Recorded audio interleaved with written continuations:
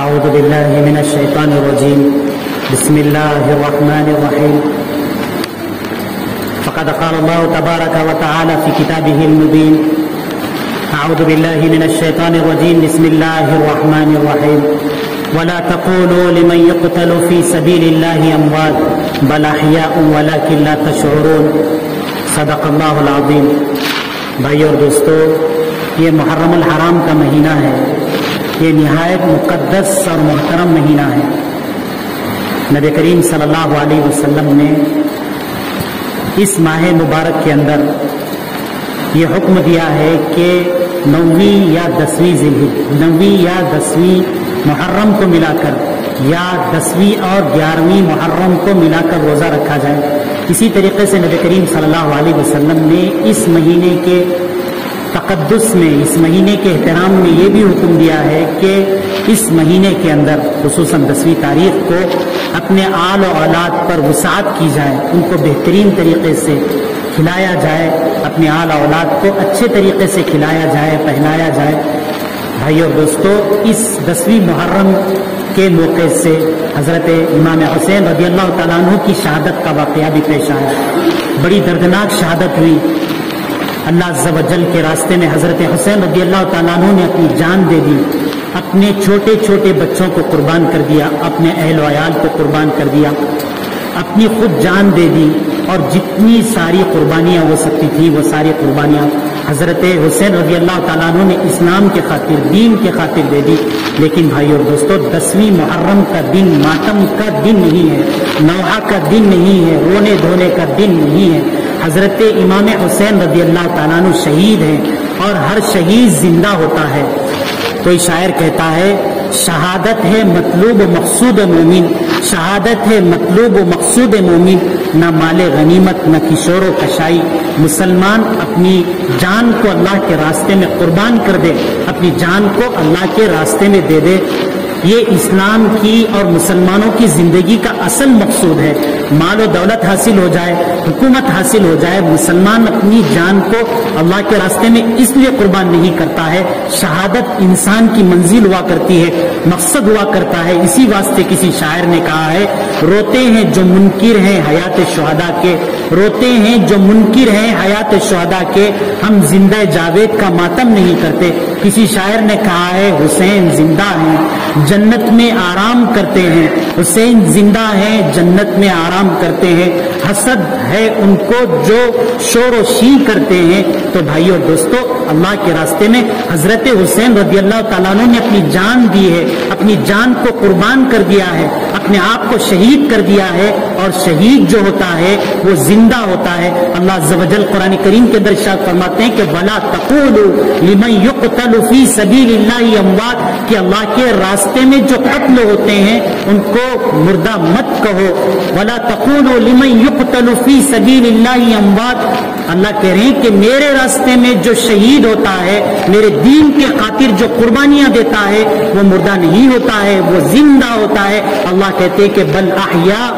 بلکہ یہ لوگ تو زندہ ہیں جو اللہ کے راستے میں اپنی جان کو دے دیتے ہیں. اللہ کہتے ہیں کہ وَلَٰكِن لَا تَشْعُرُونَ، لیکن تم کو اس کا احساس نہیں ہو سکتا ہے. تم اپنی اس دنیا کی نگاہوں کے ذریعے سے، اپنے اس دنیا کے سوچ کے ذریعے سے، اپنے اس دنیا کے تصور کے ذریعے سے جو اللہ کے راستے میں شہید ہوتے ہیں، ان کے مقام کو، ان کے رتبے کو، ان کی حیثیت کو، ان کی در حقیقت وہاں پر جو زندگی ہے اس زندگی کو تم سمجھ نہیں سکتے. بھائی اور دوستو، شہادت تو اس کی خواہش نبی کریم صلی اللہ علیہ وسلم نے بھی کی ہے. آپ صلی اللہ علیہ وسلم دعا کرتے تھے، اللہم انی اسألک شہادتا فی سبیلی، اے اللہ میں تیرے راستے میں اپنی جان کو قربان کر دوں، اپنی جان کو شہادت کے طور پر پیش کر دوں، میری یہ تمنا ہے. حضرت عمر رضی اللہ تعالیٰ عنہ کہا کرتے تھے، اللہم ارزقنی شہادتا فی سبیلی، اے اللہ مجھے بستر پر مت ماریے، مجھے آپ کے راستے میں آپ کے دین کی بلندی کے خاطر،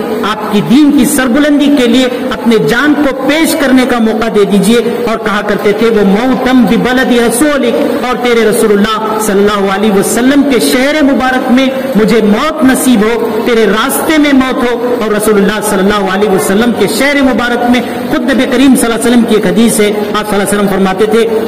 لوددت، میری یہ تمنا ہے، ان اقتل فی سبیل اللہ، کہ اللہ کے راستے میں مجھے قتل کر دیا جائے۔ پھر آپ صلی اللہ علیہ وسلم نے فرمایا ثم احیا ثم اقتل، پھر دوبارہ زندہ کیا جاؤں، پھر دوبارہ مارا جاؤں۔ پھر نبی کریم صلی اللہ علیہ وسلم نے فرمایا ثم احیا ثم اقتل، پھر دوبارہ زندہ کیا جاؤں، پھر دوبارہ قتل کیا جاؤں، ثم احیا ثم اقتل، پھر دوبارہ زندہ کیا جاؤں، پھر دوبارہ قتل کیا جاؤں۔ تو بھائیو دوستو، شہادت یہ مومن کا مقصد ہوا کرتا ہے، مومن کی تمنا ہوا کرتی ہے۔ شہادت کا موقع یہ نوحہ کا موقع نہیں ہوتا ہے، یہ غم کا موقع نہیں ہوتا ہے۔ اسلام کی خاطر جتنی شہادت، جتنی جانیں مسلمانوں نے قربان کی ہیں، شاید کہ کسی مذہب کی تاریخ میں اتنی شہادتیں کہیں بھی نہیں ملیں گی۔ مسلمانوں نے دین کے فروغ کے لیے، دین کو بلند کرنے کے لیے جتنی قربانیاں دی ہیں، کسی مذہب کے لیے اتنی قربانیاں نہیں مل سکتی۔ اگر ہم ماتم منانے کے لیے بیٹھ جائیں، غم منانے کے لیے بیٹھ جائیں،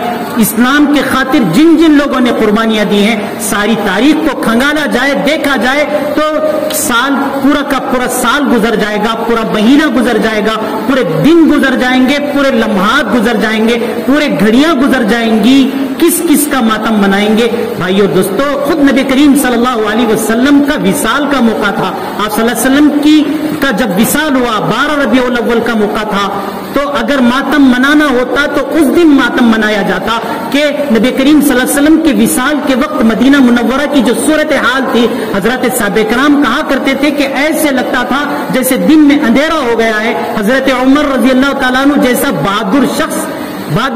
تلوار تان کر نکل کر یہ کہتا ہے کہ اگر کوئی شخص یہ کہے کہ رسول اللہ صلی اللہ علیہ وسلم اس دنیا سے وصال کر گئے ہیں تو پھر میری تلوار ہے، اس کی گردن ہے، اپنی تلوار سے اس کی گردن کا کام تمام کر دوں گا۔ بھائی اور دوستو، اسی طریقے سے حضرت عمر رضی اللہ تعالیٰ عنہ کی شہادت کا موقع ہے۔ حضرت عمر رضی اللہ تعالیٰ عنہ نے شہادت کی تمنا کی تھی کہ اللہ کے رسول اللہ صلی اللہ علیہ وسلم کے شہر میں شہادت حاصل ہو جائے۔ ان کو حضرت عمر رضی اللہ تعالیٰ عنہ کو فجر کی نماز پڑھا رہے تھے، ابو لولو فیروز نامی ایک شخص نے ان پر پیچھے سے فجر کی نماز میں حملہ کر دیا، حملہ کر کے ان کو شہید کر دیا۔ حضرت عثمان رضی اللہ تعالیٰ عنہ ہیں، نبی کریم صلی اللہ علیہ وسلم کے 2 بیٹیوں کے داماد ہیں، تیسرے خلیفہ ہیں، ان کو تو نہایت بے دردی کے ساتھ ان کو قتل کر دیا گیا، اللہ کے راستے میں شہید کر دیا گیا۔ اس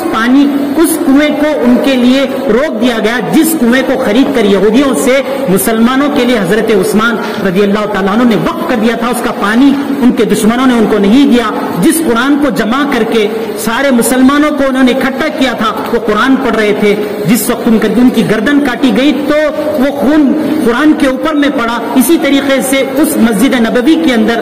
حضرت عثمان رضی اللہ تعالیٰ عنہ کو جانے سے منع کر دیا گیا، نماز پڑھنے سے روک دیا گیا، جس مسجد نبوی کو نبی کریم صلی اللہ علیہ وسلم کے بعد وسیع اور کشادہ حضرت عثمان رضی اللہ تعالیٰ عنہ نے کی تھی۔ اسی طریقے سے حضرت حمزہ رضی اللہ تعالیٰ عنہ کی شہادت ہے، جو نبی کریم صلی اللہ علیہ وسلم کے بھائی بھی ہوتے ہیں اور نبی کریم صلی اللہ علیہ وسلم کے رضائی بھائی بھی ہوتے ہیں، خالہ زاد بھائی بھی ہوتے ہیں، آپ صلی اللہ علیہ وسلم کے چچا بھی ہوتے ہیں۔ ان کو احد کے موقع سے قتل کیا گیا، ہندا نے ان کا مسئلہ کیا، ان کے ناک کاٹے، کان کاٹے، ان کی زبان کاٹی، ان کا دل نکالا، ساری چیزوں کو چبانے کی کوشش کی ایک عورت نے، لیکن وہ چبا نہیں سکی۔ اسلام کے خاطر بے انتہا قربانیاں دی گئی ہیں۔ حضرات حسنین رضی اللہ تعالیٰ عنہ اور اہل بیت اطہار کی محبت ہمارا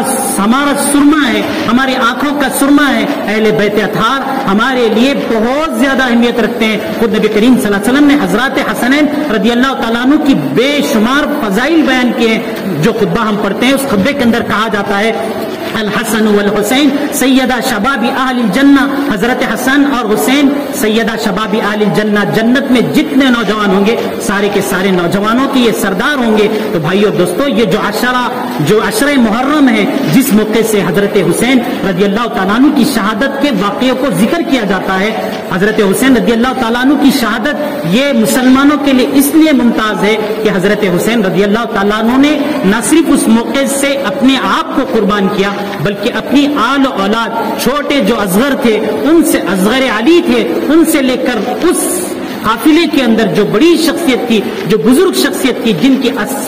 80 سال کی عمر تھی، ان لوگوں نے دین کے خاطر، اسلام کے خاطر، حق کے خاطر کہ یزید خلیفہ نہ بنے. 200 صحابہ کرام اس وقت موجود ہیں، حیات ہیں، ان کے ہوتے ہوئے یزید کیسے خلیفہ بن سکتا ہے، اس کے واسطے حضرت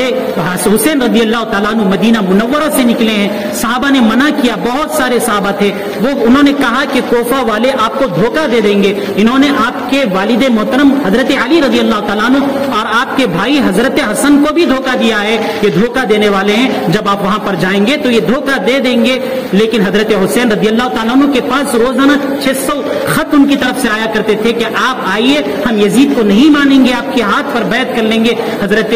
حسین رضی اللہ تعالیٰ عنہ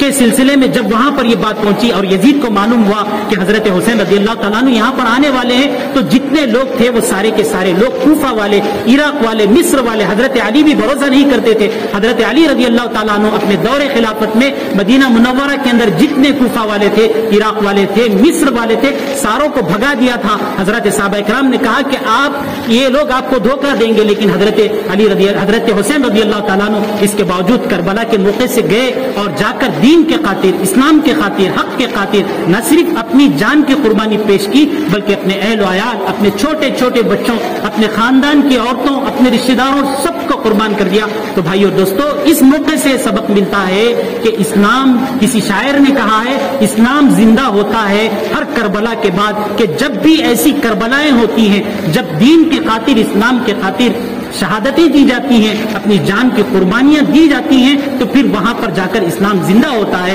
ضرورت اس بات کی ہے کہ دین کے خاطر ہمیں بھی یہ سوچنے کی ضرورت ہے کہ اپنے مال میں سے، اپنے جان میں سے، اپنے اہل و عیال میں سے، ان لوگوں نے تو ساری قربانیاں دے دی، سب کچھ دے دیا. اپنے گھر میں حضرت ابو بکر رضی اللہ تعالیٰ عنہ نے جھاڑو مار کر لا لیا، لیکن بھائیو اور دوستو، ہم اپنے دین کے خاطر، اس کی حفاظت کے خاطر، دین کو سکھانے کے خاطر، دین کی تعلیم بچوں کو دینے کے خاطر، دین کی تعلیم اپنے گھروں میں فروغ دینے کے خاطر، یا دین کے لیے پیسے دینے کے خاطر، دین کے لیے اپنے جان کو دینے کے خاطر ہم کتنی قربانیاں دے رہے ہیں. اللہ عز و جل سے دعا ہے کہ اللہ عز و جل حضرت حسین رضی اللہ تعالیٰ عنہ، حضرت حسن رضی اللہ تعالیٰ عنہ اور دیگر صحابہ کرام نے دین کے خاطر جس طریقے سے قربانیاں دی ہیں، اس طریقے کی قربانیاں دینے کی توفیق اللہ عز و جل ہمیں عطا کرے. وآخر دعوانا الحمدللہ رب العالمین.